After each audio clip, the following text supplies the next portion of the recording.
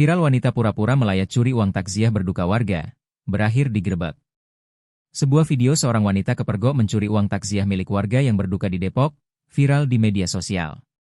Wanita parubaya tersebut mencuri setelah berpura-pura melayat, namun aksinya berhasil dipergoki warga.